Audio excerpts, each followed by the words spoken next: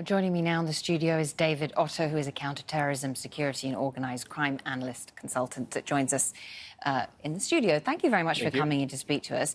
There was always the risk of violence in the run-up to this election. What is your assessment of the latest developments in Kaduna State? Authorities there saying that 66 bodies have been found.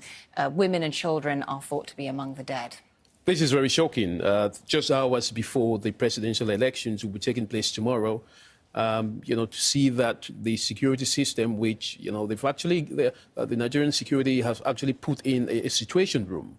And what you would have expected is for these kind of tensions to be picked up, very early before even they happen. I mean, Kaduna has been one of those states where communal violence, has been very recurrent.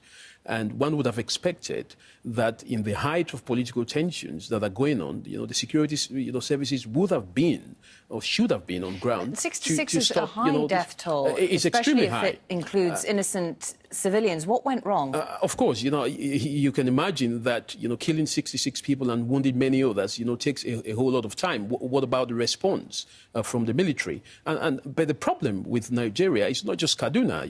The security situation in Nigeria is really bad. You've got Boko Haram in the north. You've got the Niger Delta militias. You've got the IPOB. So there are several areas of vulnerabilities that the Nigerian security has to be very much look into.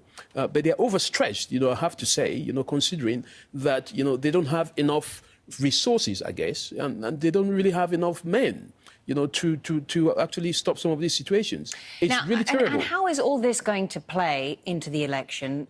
We don't just want to talk about security, yes, but it is such an important issue in Nigeria because, as you say, there are a number of security challenges. We were just hearing in Ahmed's report there about intercommunal violence. That might have been what led to this death toll in Kaduna State. But on top of that, you have problems in the Niger Delta. You also have the Boko Haram insurgency, which is proving very resilient in the northeast of the country.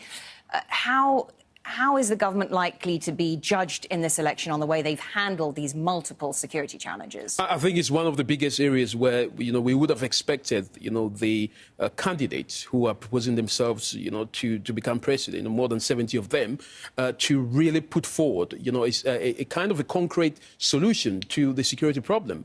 But I don't think they have what it really takes, from some of the campaign strategies that they've put in place. So I think it's important for the Nigerian government and the candidates indeed to be able to come up and say exactly how they would be able to deal with this security situation. Just very briefly, how important is corruption? Corruption is a huge cankerworm even within the security architecture, and that has been a problem in actually leading to some of these insecurity issues, because there's a lot of people that are given the responsibility to carry out some of the security measures, but they don't really have the capacity to do it. The ones that have the capacity to do it are not given the platform to do it. So I think it's a real situation for the Nigerian government to look at. They have to understand some of these difficult situations that they are facing. Thank you very much, David Otto. Appreciate your analysis on this. Thank you. Well, now,